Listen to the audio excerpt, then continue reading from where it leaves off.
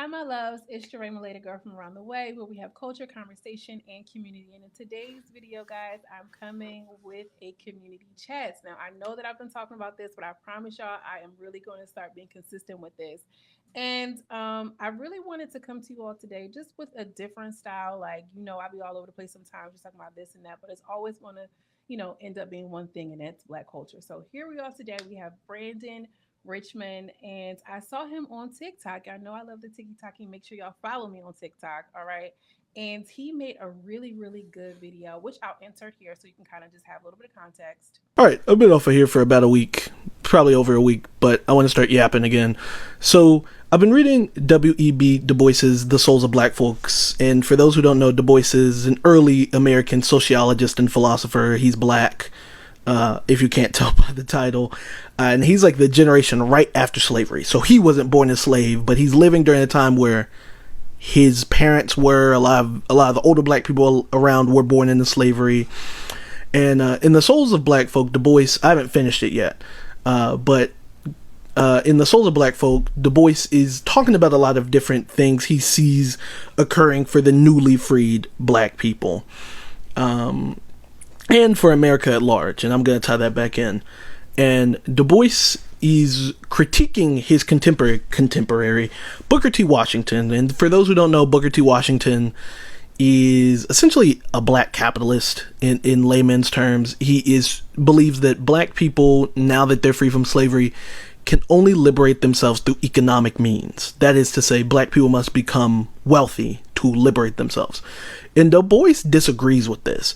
And Du Bois points out that, like, what is your logic that black people can liberate themselves through economics when southern white Americans haven't done that? And some of you are like, but what about, the plantation owners? And Du Bois is like, that's not the average southern person. Du Bois is like, there's a whole southern lower class that has no economic means and who have tried to do what Booker T. Washington says black people should do.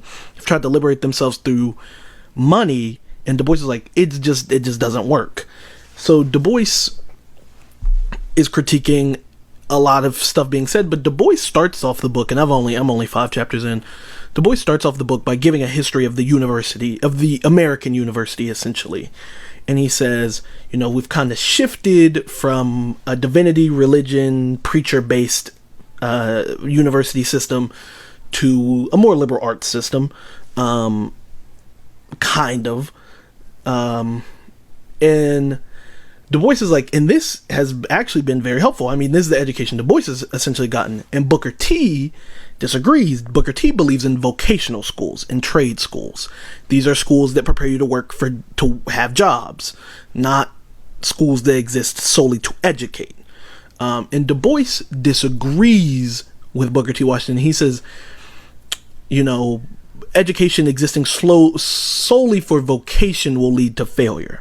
He says people who get education to work jobs leads to a self-fulfilling system of uneducation, because if no one has education for the sake of education, who is to teach in the schools? Is Du Bois's argument. Of course, modern people are like, well, people learn education, but education as a discipline in and of itself is kind of newer than you think it is. And your TikTok was about like W.E.B. Du Bois and I always say Booker T. Washington, but it was Yeah, Booker T. it was Washington. Booker T. It was Booker T. I get him mixed up with Carver for whatever I don't Yeah, know why. okay. Um, It's same era, same era. right, same. Okay, tomato, tomato. Okay, thank you so much for not judging. Oh, no, anyway. So as you can see, girl, he's a thinker, a new age black thought leader. I love that so much. Like when I say he ate it up, I slid into his DMs as I always do. I was like, listen, I want you to come onto the platform so we can talk a little bit. So let me tell you about him. He is a graduate student working on 2 master's degrees, one in English and one in religion. He also has a bachelor's degree in philosophy. Okay, again, a leader, a thought leader. Okay, and so his goal in life is to help bridge the gap between academics, creativity, and activism. He tries to use his knowledge in various fields to accomplish that goal. So, Brandon, thank you so much for being here. Yeah, thank you for having me. Absolutely, my pleasure. So, a little bit, we talked a little bit off camera, and I was like asking him, like, wait, it was W.E.B. Du Bois and so, right? Because I always get the things mixed up. And I wanted you to kind of, before we hop into anything, more serious, I wanted to know, like, what your thinking was when you made this video. Did you think that it would gain the traction that it did, or did you feel like, this is just my thoughts on what I've been thinking. Like, what was the thinking process behind this? Like, Black people needed to hear it, or it was just something that was just on your chest? Yeah, for me, I was in the middle of reading W.E.B. Du Bois's the Souls of Black Folk. That I want to say it was like chapter 5 or chapter 6 where I had read that and I was like connecting. I was thinking through what he was saying, and I was like, I want to talk about this on TikTok because I guess also trying to build a platform, but I didn't think it would. I didn't think it would blow up because I was like, what am I gonna say about Booker T or WEB that already hasn't been said? But I thought it was very interesting. His because he kind of situates the whole conversation around Atlanta.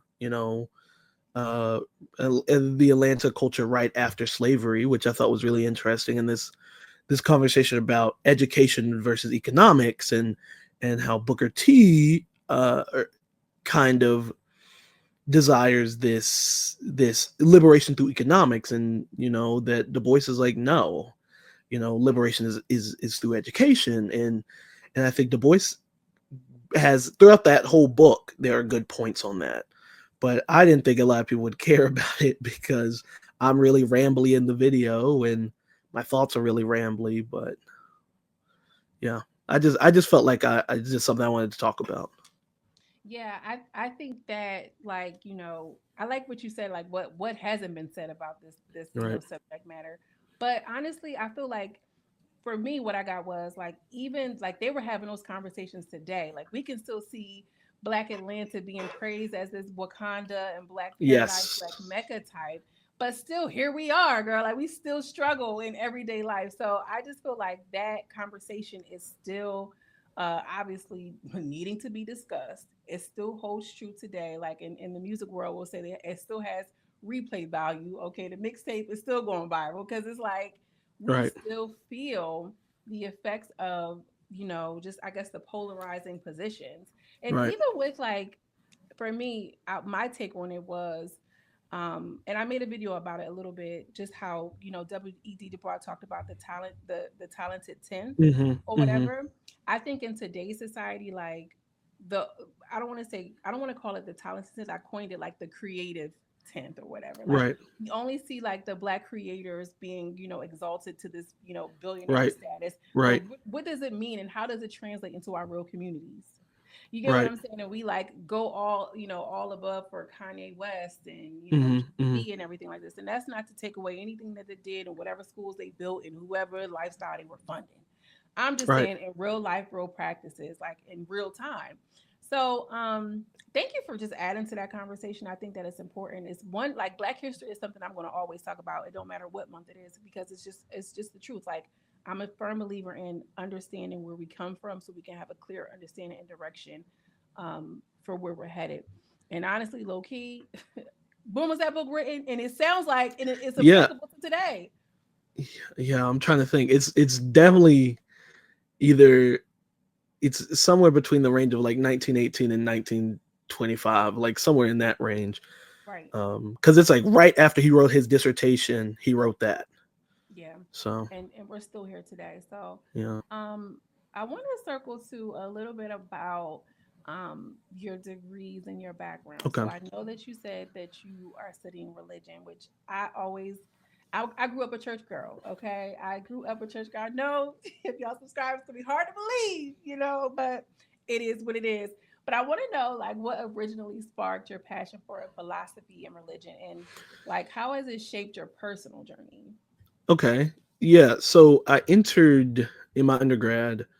My graduate school is the same as my undergraduate. It's a PWI. So, but Context matters. Thank you. yeah, yeah. Context matters. Um, I entered my undergraduate degree. First started off as computer science, but I felt like that was not a space for me. Um, shout out all my computer scientists out there, and there's great programs out there. Even the program I started at is decent. I just hated it, because I realized I'm not STEM brained. Um, but I wanted to kind of be a writer, and I am a writer. So I did English with a writing concentration, and but I was like, this, I like this, but I was like, I want to figure out how to make my writing meaningful. And a therapist at the time was like, well, have you thought about picking up maybe a second major in philosophy, or at least looking into that? Because she was like, you're really philosophical. So I looked at I should also more context. My PWI is a religious institution. It's not fundamentally religion, or like a religion fundamentalist type school, but it is a private institution that is centered around Christianity. But so when I looked at the philosophy program, most philosophy programs are in religion departments, but this specifically degree was philosophy and theology. And I was like, I don't know if I want this theology part attached to it. Skip to the next semester, religious institution. I had to take Intro to Old Testament. And that class kind of changed my view of religion and how we understand religion. And the professor for that class was the theology professor. So I was like, okay, if I do this second major in philosophy and theology, as well as my English major, I know someone in the department who's kind of over this part of the degree. So I talked to him a little bit, and I decided to go in that direction, which is kind of how I am in all three fields. I know that wasn't as exciting as it probably could have been, but that's just how it kind of went for me. And The truth is better. Yeah. yeah, Fine. yeah, No, it is so interesting because I just think that, like, when I hear people say that they study religion or theology, you automatically assume that they're going to take the role of a pastor or a preacher. yeah, Is yeah. that in your future or no at all? No, no, no, no. No. Not saying I don't think I can. I think the role of a pastor and a preacher can be liberating. I do. I oftentimes think currently that it is not. No offense to the pastors and preachers that exist today. Some are, in that vein of in religious studies, we call it Black liberation theology or liberation theology, but a lot of people aren't anymore. That's something we can talk about too, because Du Bois has some critiques for the Black church, and so does Carter G. Woodson, who wrote The Miseducation of the Negro, also has some interesting critiques of the Black church. But so I'm in a lot of classes with people who want to be preachers and pastors, and some of them are really good people, and some of them do want to do the work of liberation. But for me, that's not my path. I think my path is like writing and academics. Nice. And then Nice. So, what is something that maybe you believed, that you held on to, whether it's from a philosophical standpoint or a religious standpoint, that you later changed your mind about? um so I don't know if this is, well, there's a lot of things I've changed my mind about, Okay. because when you study religion at the academic level, and what you hear growing up in church, very different. Wow. But something I realized that I thought was kind of, and I kind of believed this before I started studying it, is like, I'm gonna try not to use too many academic terms, but it kind of just comes to me. But like, we talk about biblical literalism a lot, the idea that everything in the Bible is literal. And something I learned is that that's actually a very new thing. Like, that kind of is a very American thing, and we've kind of just exported it to everyone else. And this is that, like, and I think learning that really allowed me to change how I view everything, because I still consider myself religious, but to know that, like, stuff in there is not as literal as it is, as we say it is, and also nuance. There's a lot of nuance to religion that I Yeah. think is good. I actually am presenting on this is kind of related to the topic, but in May I'm going to an academic conference to present on racism in relation to the Old Testament. And it'll be a little Good. spicy, but it's something that I also I also think at some point, religious people, myself included, need to address that parts of the Bible are very problematic because they're coming out of very problematic frameworks of the world. I mean, the book of Joshua is about a genocide. I mean, that's the whole book is about the Israelites conquering this people. And what do we do about that? It's kind of, and knowing that I, I there's a lot more space in religion than we like to think there is. Like, I don't have to be like the book of Joshua is good because God preordained yada yada yada. I can be like, no, the book of Joshua is problematic, and that's okay. That's my belief about I everything. love that. You said a lot with that. Oh my goodness. That sounds, first of all, that topic sounds really, really good. Yeah, And, yeah. I hope everything goes well. And, this is just one of many to come in your future. But, you said biblical literalism. That just sounds like something that can really kind of go so many different ways. Yeah. But for the sake of conversation and kind of where we're headed, I do want to touch on lightly, I guess I want to say like the Black church and its Hmm. influence or Hmm. lack of influence in today's political landscape. Yeah, I yeah. want to know what you think about that because from where I'm seated, I feel like there has been a huge, I want to say the great migration, okay, from the Black Hmm. church into Yeah. New No, Age you're right. spirituality, You're right. into, African traditional religions, or just Right. Right. atheism or whatever. People are just, Right. unsubscribing from anything involving the Black church, and it kind of has lost its thrill and Mm. even power. And so we've seen Jamal Bryant come out during this whole DEI rollback, and we've seen other Black political leaders, even Yeah. though maybe they're not associated to a church, but you can kind of like think about them. Reverend Al Sharpton, Hmm. what church did he Yeah. go to? But you just know, like, you just associate the two. So I want to know a few things. One, what's your position on, and how do you feel about the Black church and its power today? Two, I want to know, do you think that it's beneficial for us to continue to ride that wave, or like kind of like make our powers and efforts more unified by way of the Black church, or do you think we're just completely headed in a different direction? What are your Um. thoughts? Okay. I think there's a both and. Okay. So something I talk about a lot, being a religion student, and despite the fact I go to a PWI, my master's program, well, the master's school, which includes the Masters of Religion and the Masters of Divinity, is very diverse. It's like 50% Black, 50% white. And we have Okay. people from all different traditions. So AME, people from the AME Zion tradition, people from the Black Baptist tradition, surrounded by a lot of different people. Wait, I'm sorry. And I don't want to interject. Can yeah, you, and this is for real me, like I grew up Baptist and maybe I knew a few Pentecostals. What's the difference between AME? Are they more like closer to like Puritan power, like more like what's the difference for real? yeah. So AME and AME Zion churches are Methodist churches. So they're in line with,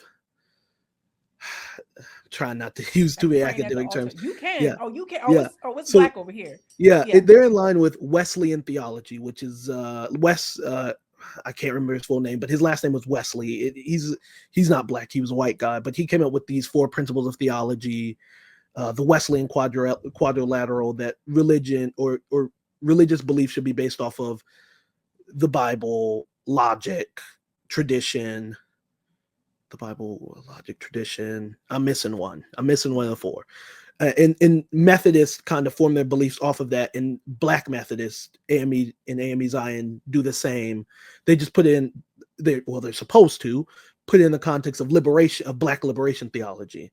So Okay. so the tradition of the church combined with liberation. So in the Methodist context, that is, the church should do souls to the polls, right?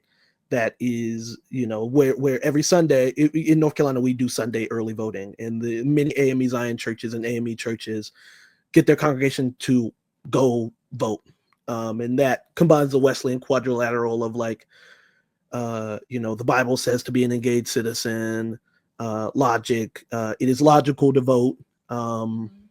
and it being an engaged citizen. The tradition is, in the Black church, the tradition is the church is a political body. So, you know, that's kind of how that operates.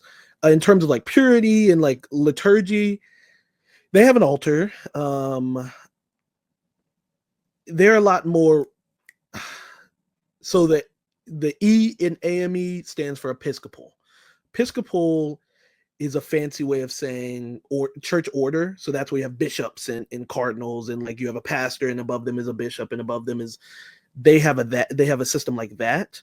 Okay. So the church doesn't choose their pastor. You know, in a Baptist church, you can usually vote a pastor in, depending on the Baptists are a lot more broader. Yes, you can. Yeah. In the AME church, the bishops choose which pastor goes to what church, and can move the pastors around as they so Similar choose. To the Catholic yes, church. Yes. The Catholics have an Episcopal model as well. Yes. Okay. So that's kind of how Methodist, and that's how AME and AME Zion churches kind of work. In terms of like how Puritan they are, in the North, naturally churches in the North generally are less Puritan.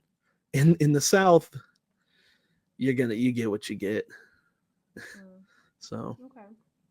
I hope that answered the question. No, it did. It definitely answered the question, because I always wondered about that. Like, I've only been to like one or two other churches, and I think maybe it was Lutheran, or could have been, we were at the altar and we prayed, or might have been Methodist. Yeah. But I always wanted to know the difference. But I didn't mean to cut you off. But I'm sure Lutheran churches are also Lutheran churches, that they wear the robes and stuff. They're preachers, and it's a lot. But moving back to the question of the role of the black church, a term I like to use, and people in my classes don't always like it depending on their perspective, is sometimes I say the black church has lost its fangs in terms of like political and social movements, which is ironically something the father of Black history, Carji Woodson, warns about in The Miseducation of the Negro. Carji Woodson, he's not the most religious, but he says the black church is an institution made by us, regulated by us, and made for us. He's like, we don't really have another institution like that. HBCUs, love them to death. Carji Woodson's like, they're regulated by us and they're made for us, but most of them are founded by white people.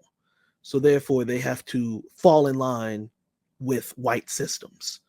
The church doesn't have to do that.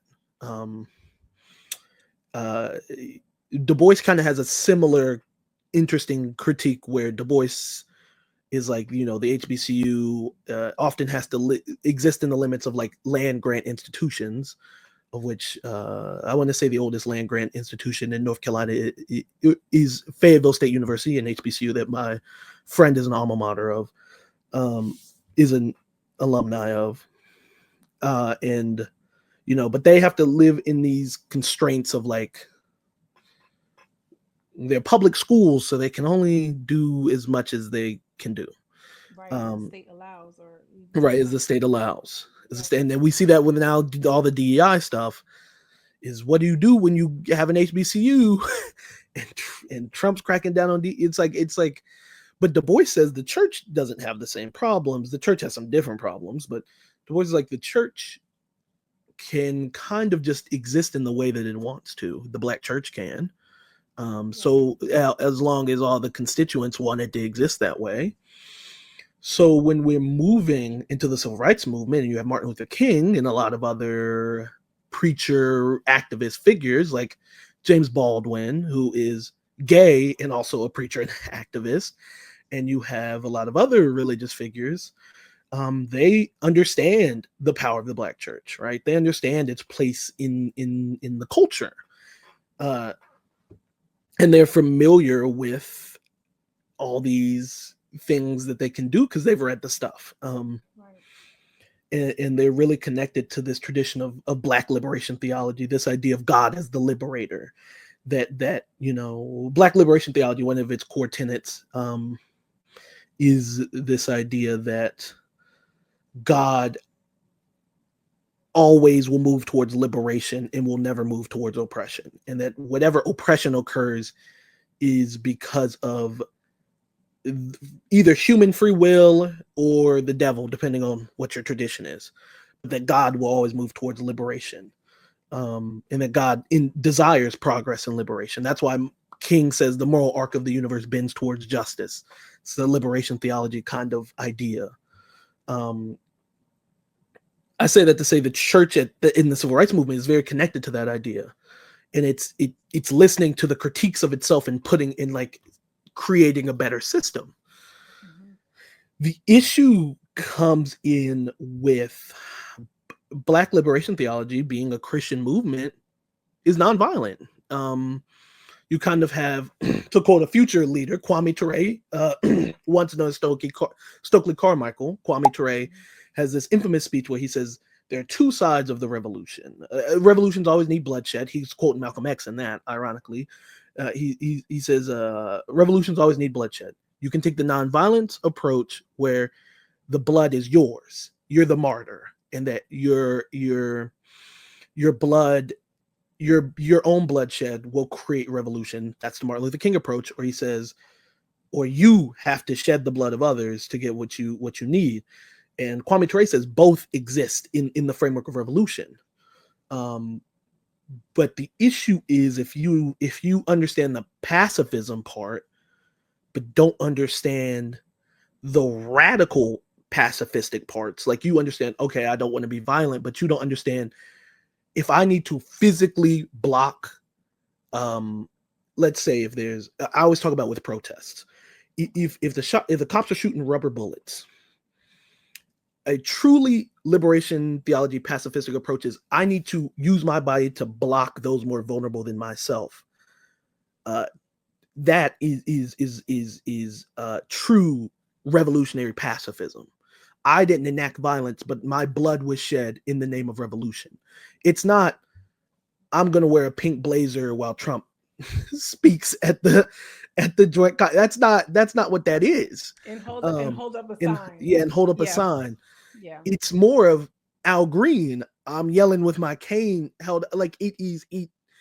You know, I think the Black Panthers are right in their critique of like the average person doesn't understand that revolutionary pacifism still requires you to lose something, because revolution requires you to lose something.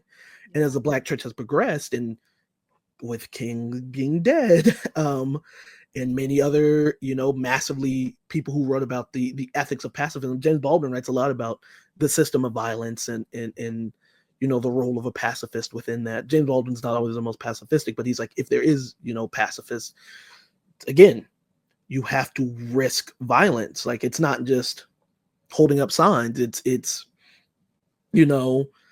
if my body can save someone else, that's revolution. And we've lost that part, and we've kept the nonviolence part, and the Black church doesn't do anything anymore, because it just understands the nonviolence part, but doesn't understand the revolution part.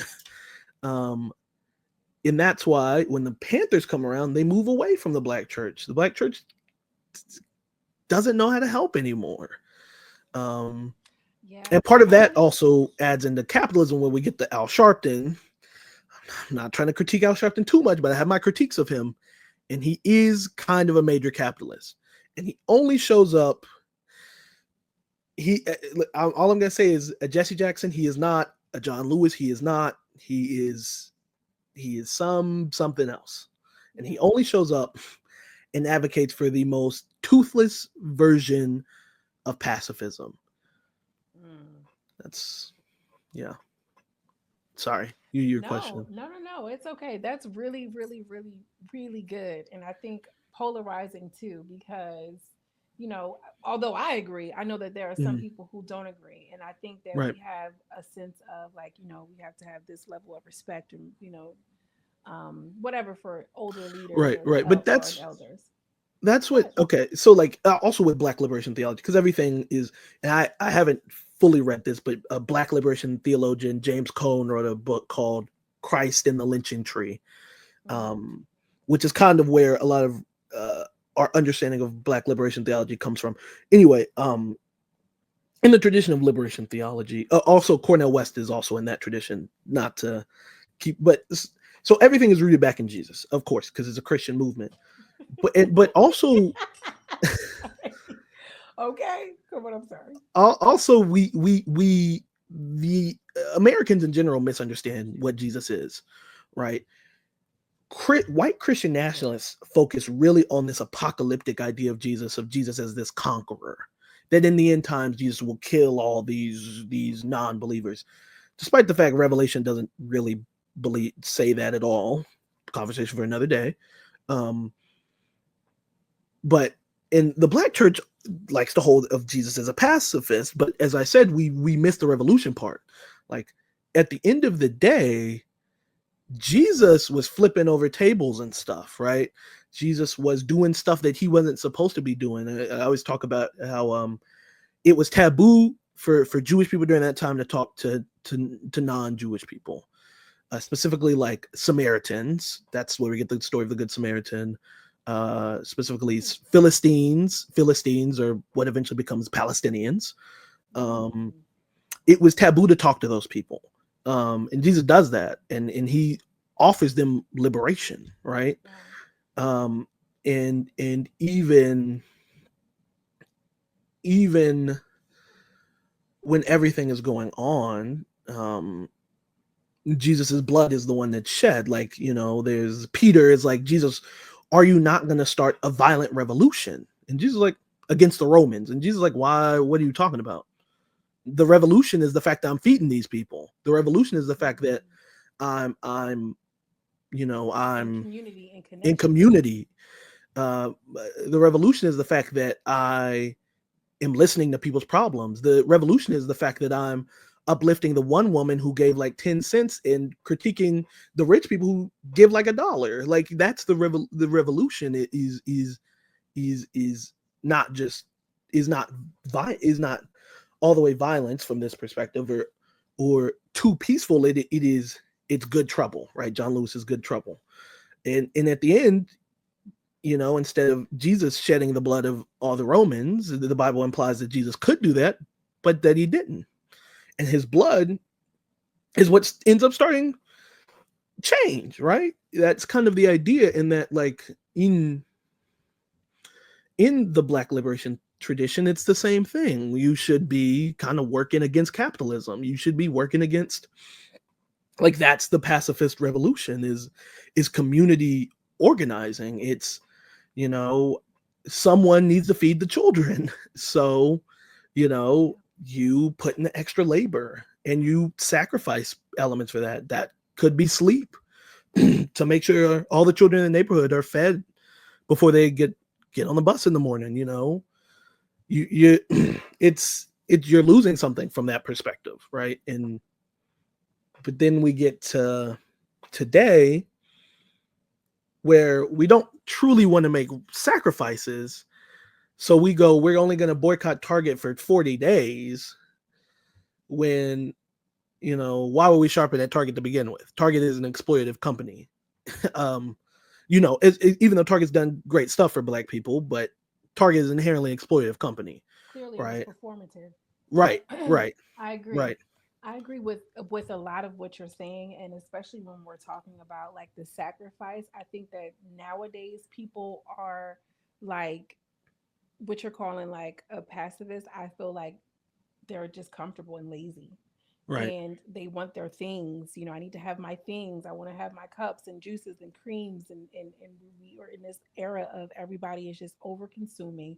Nobody has an idea of what it means to actually sacrifice. I mean, surely we understand the theme and this overarching big looming thing away from us, but when it comes into our home and I don't have my specific scent, I mean, Right. like, Right. sacrifice is cute in a larger Right. context, but in my real life, baby, I'm gonna need what I need.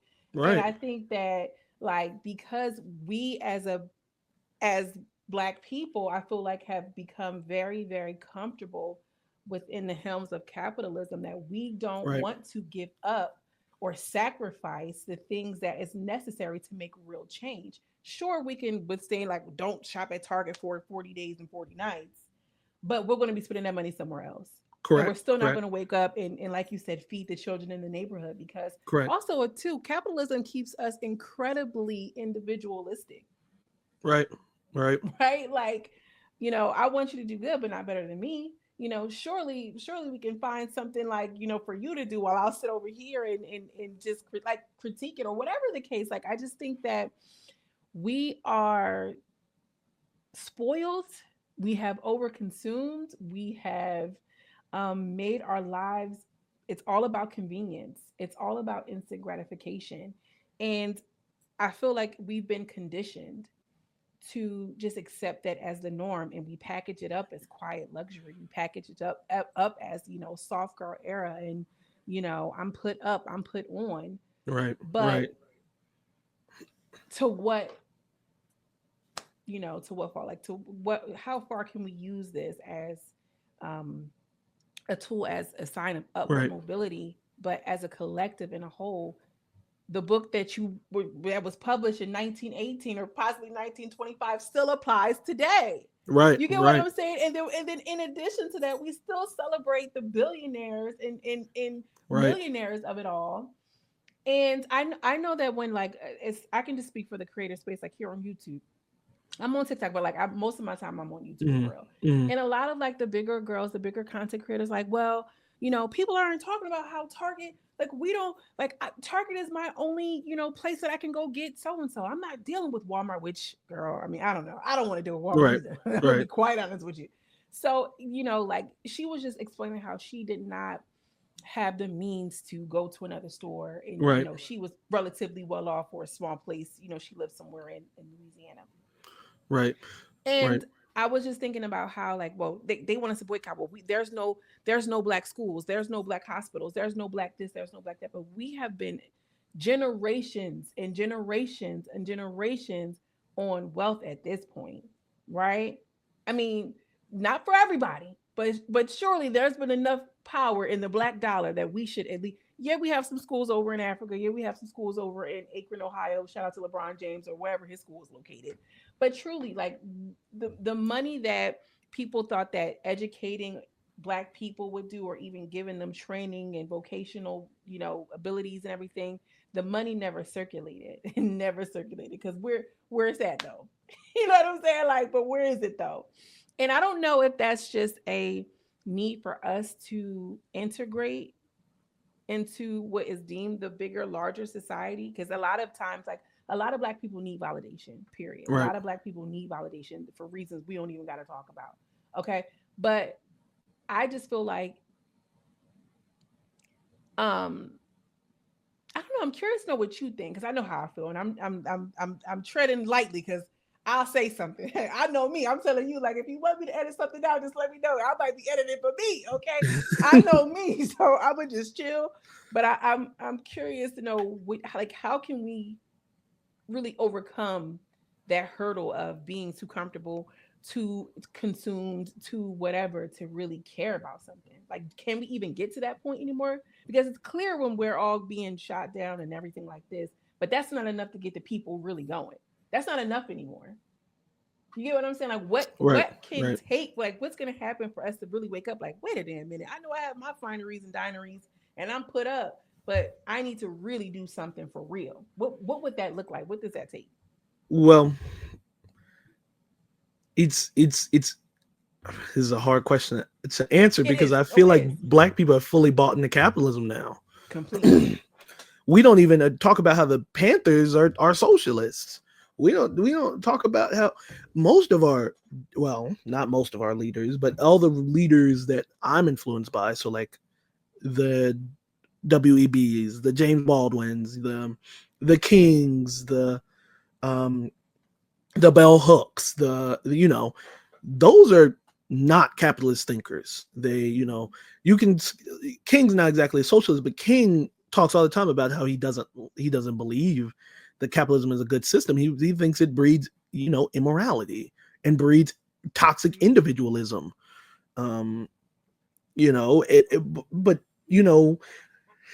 at the end, this is my, I'm not gonna tell you to cut this out, but this might give me some trouble too. But I always talk about how I think it can be said that, I always say that in when the Black Panthers form, it's forming at the same time as the Black consciousness movement. Back to my religious studies bag. So that's the Nation of Islam is kind of gaining some power. You have people like Dr. Karenga, who made Kwanzaa and started the US movement, the US movement. And you have all of these figures who are from a more conservative tradition of Black thought, from Garvey and from Booker T and from all of these more conservative thinkers who also have bought into capitalism. Like Booker T, liberation through economics. Garvey kind of implies that capitalism is good. It just needs to be black.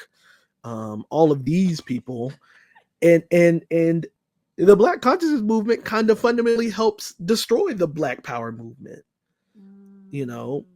They don't like to say that they did. FD Signifier, I'm sure you've heard of him. A good YouTuber who I like, talked recently about how Karanga kind of helped destroy the Black Panthers. Karanga doesn't like to talk about the fact that he did, but the US movement clashed with the Black Panther movement, leading to the death of two important Black Panthers, which can be cited as a ripple effect for the eventual fall of the Black Panthers.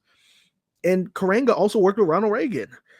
So this, and as we know, Reagan is one of the biggest he kind of made capitalism worse when he was president. Can I just say something about Reagan, because I love that you brought this up. A lot of people don't know this, but Ronald Reagan funded some sort of, you might know what I'm talking about. That city, it was probably in North Carolina, right?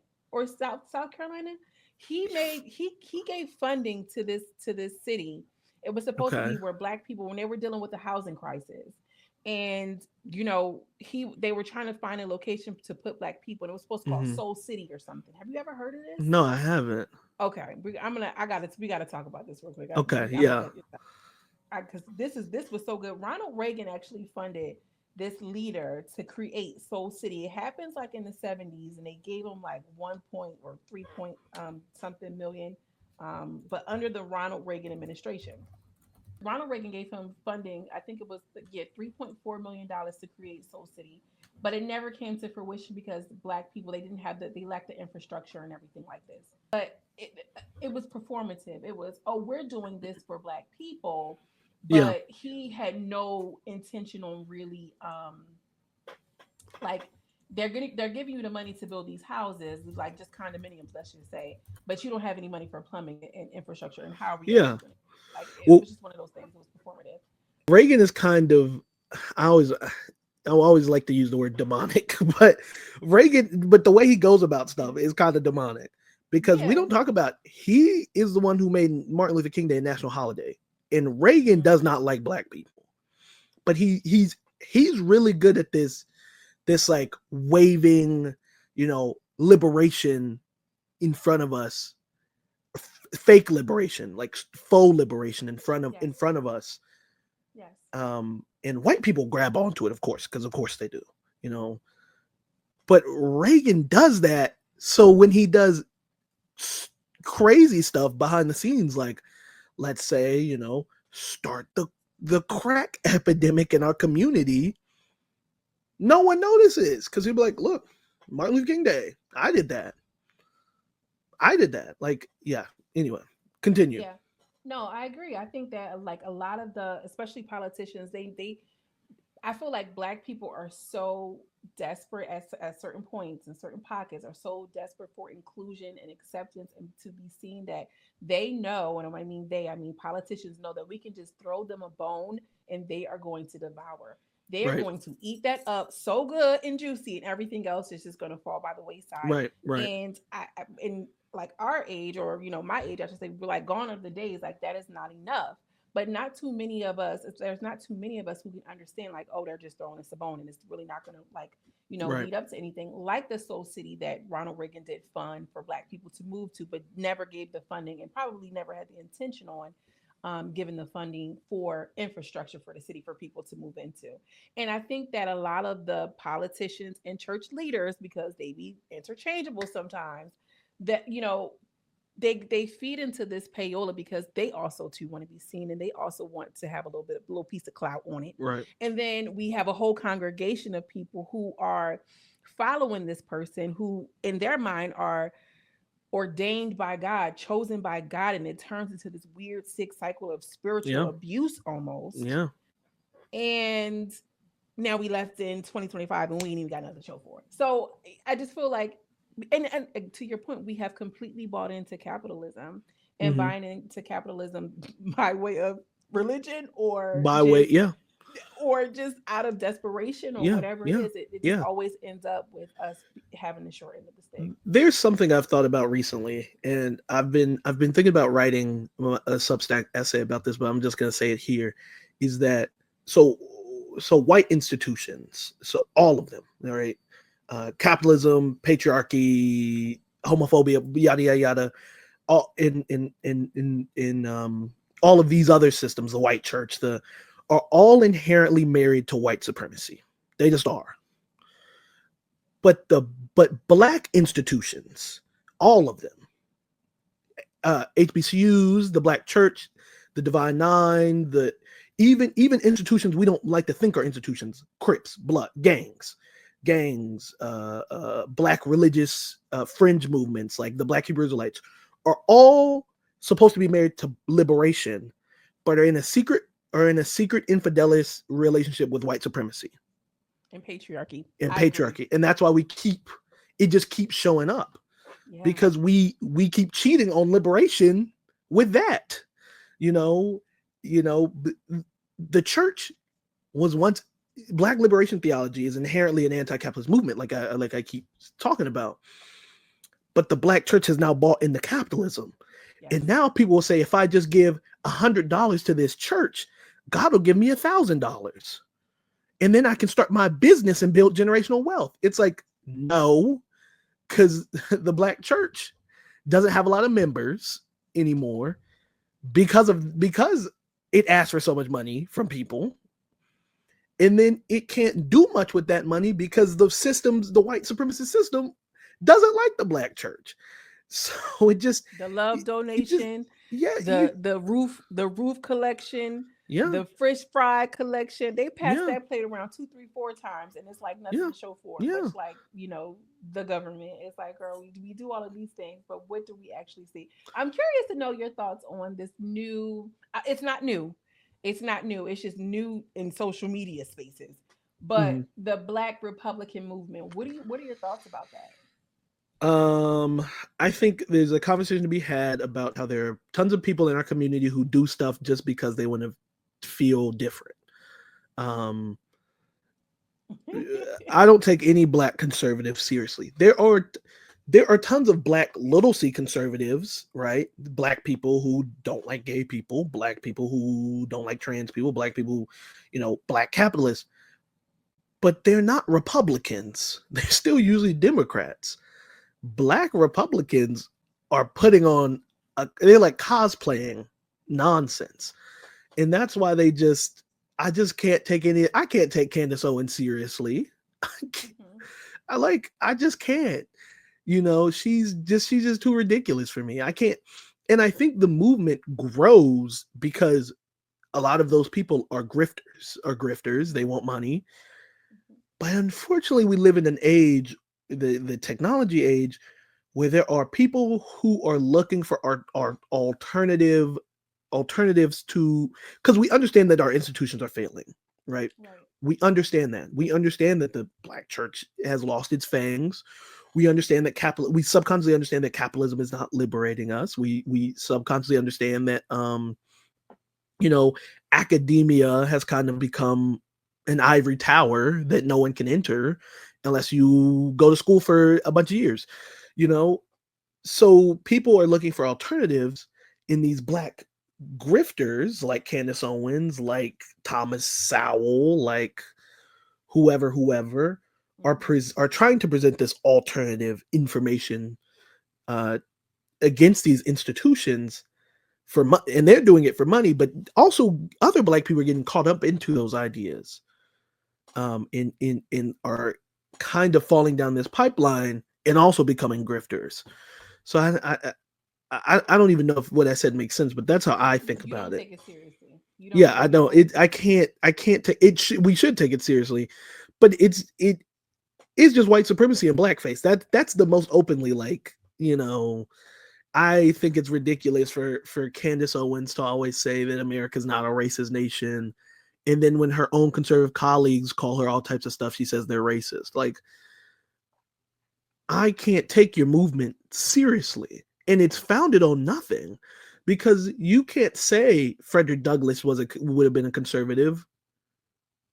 Frederick Douglass is a man who escaped from slavery. Did he even have the bandwidth to truly engage in politics? Sure, he has a lot of philosophy going on, but you can't argue he's a conservative. He's an abolitionist. It's just a whole different thing going on. You can't argue. They'll also argue that Martin Luther King was a conservative. That's the most openly not conservative man. Like I said, there's so much. King writes all the times about how he doesn't like capitalism. So I just find their movement to be founded on nonsense.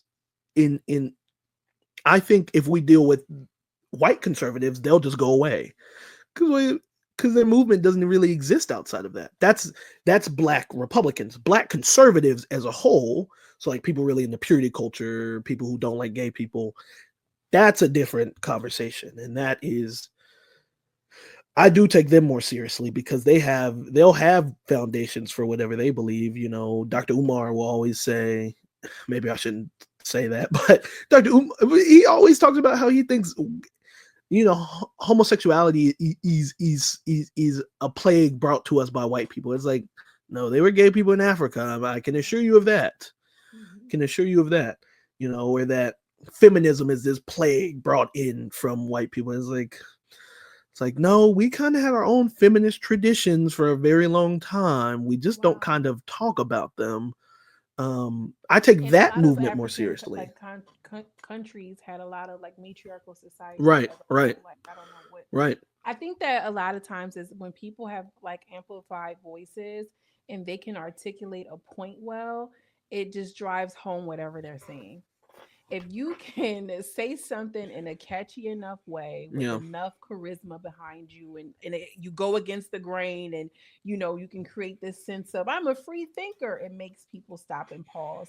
Now I do think that a lot of Black people unfortunately align themselves with more traditionalist ideals because they are again also rooted in the church, have to be homophobic, have to be against all of these things. And so this the intersectionality between like race, religion, and everything else in between. But to your point, they still are Democrats. Sometimes I think that in more recent times when we see like in the political landscape with Donald Trump, voting for him or supporting him, although he is, you're supposed to be, well, he's not I don't even think he's a Christian, but typically but he knows how to weaponize Christian nationalism, but so well, he does it so well. But typically, because he's pro-life, most Christians should theoretically, like him as a candidate because he's pro-life. But when it goes against who you are, it poses that question of like, well, where do you really stand, and where do your values truly lie? Right. Yeah, I think so. Yeah. So I think Black Republicans are a little nonsensical, but yes, Black conservatives as a whole, I do take more seriously. But like I said, I think a lot of like Dr. Umar, I don't know if he voted. I don't think he did because he has two interviews. He has two interviews that I remember. One where he says that he thinks Donald Trump is a white supremacist, but another where he says he thinks a woman can't run the country. So like, but he also kind of he's like, why would we vote? What's the point of vote? So I don't think he voted. So there's also this Black centrism thing where they're not Democrats or Republicans, but they still are conservatives. And I'm worried about a lot of that. That is what I'm worried about. But yeah, people who are on, the Republic, who openly identify as Black Republicans, I'm like, whatever. But the people who don't identify as anything politically, like the Umars, like some other people that I don't want to name because their fans will come after me, they're conservatives, but they're not Republicans. And people also can't recognize because they think Republican means conservative. So anyone who doesn't identify as a Republican is not a conservative. That's American That's the problem with American politics in general. There are lots of conservative Democrats too. Yes. Yes. We saw that with the censuring of Al Green. It's like, we can't fully recognize Black conservatism as it's developing. Like I said, the Black consciousness movement, Nation of Islam, the US movement started by Dr. Karenga, a lot of the other some of the Black New Age spiritualism movements, like the Black Hebrew Israelites, are conservative movements. They're inherently conservative. Right. but we don't recognize them as such because we just don't. Yeah. Um, and yeah, a lot of that is rooted in the church, like you were saying. I recently watched Mark Lamont Hill, black journalist and professor, interview two other academics. They were talking about the Divine Nine because Hmm. with the death of Caleb Wilson, Okay. um, with his, well, not death, I should say murder. Murder. Thank you. Um, Yeah. Unfortunate. Unfortunate. They were given a lot of information about the Divine Nine. I'm not a member, but I was raised by members. My parents, my grandparents, several family members, and something they said is like a lot of the Divine Nine is and they're all members of the Divine Nine. Mark Lamont Hill and the two people he was talking to, they're like, a lot of black institutions are conservative, and black institutions like the Greek letter organizations uphold conservatism because they were talking about how the organizations have kind of been dealing with trans issues, and they're like, we can talk to our chapters all the time about like the academic stuff about trans people, but when they go to their churches on Sunday and hear X, Y, and Z, it doesn't matter. Yeah. That is a problem we're facing in the black church. Is like Yeah. I can tell people all the time, even as someone who studies religion, I can tell people all the time that like there's more nuance to the Bible than we think there is, and they'll still go to their church on Sunday and listen to the same pastor they've been listening to for the last 20 years. He ain't Tell them hardly that, reading it. No. yeah, yeah, yeah, and Yeah. the same pastor tell them, you know, a woman should always obey her husband, and you can beat the gay out of kids, and yada yada yada. Yeah. It doesn't matter what I say; it matters what the pastor says. That's right. So, Yeah, that is one, you're mm, absolutely correct, and two, that is so unfortunate. yeah, it's But so I wanted to just to again thank you. I really just enjoy listening to you talk. I'm sitting here smiling. I have this joke with my best friend who is also in a master's program and he's doing his thing. And when he does his little 1-2, and I'm like, I'm just over here smiling on the sidelines, like Florida Evans, like, oh, I could just listen to you all day. And I feel like I'm feeling that same energy with you. I know you said you do a lot of like you want to get into writing, or I'm sorry, you are writing, you are a writer. I want to know, what can we expect from you? What does that look like for you in the next 1 to 2 years, 1 to 3 yeah, years? What can we expect? What kind of writing can we expect from you? yeah. So I have a blog on Substack. Everyone can follow me at the Be Rich Experience, um, the BRICH Experience, and that's where I write. I write essays. I write short stories on there. I write a little bit of everything. I So that's where I'm writing now. In the future, there's a novel I've been working on, a fantasy novel I've been working on for it's probably been about 3 years at this point. I write massive projects very slowly, Yeah, so hopefully that'll be out in the next year or two. yeah, definitely. Um, so I guess that in terms of writing. Perfect. Very nice. And so, where can the people follow you? I know you just plugged your blog. We're going to have that in the description box as well, guys. But tell them where they can follow you. Yeah, so on TikTok, I am the underscore B dot rich underscore experience. I post on there. I don't post on there all the time because I feel like when I'm talking to a camera, I should have something really meaningful to say. I don't know. Writing's easier. Yeah. Yeah. So write down So what you want to say and then say it. That's a yeah, trick. yeah, So yeah, thank you again so much, guys. Make sure you give him a follow. Check out his stuff, his information. As you can see, he's very, very smart, very well thought and articulate. And I just love to hear these kind of conversations from, people who are really out here doing the work. And again, Brandon, thank you so much, guys. Make sure you hit the like button if you haven't done so already and subscribe to the channel. Okay, subscribe to the channel. As always, I'm sending you much love and much light, and I will see you in the next video. Peace.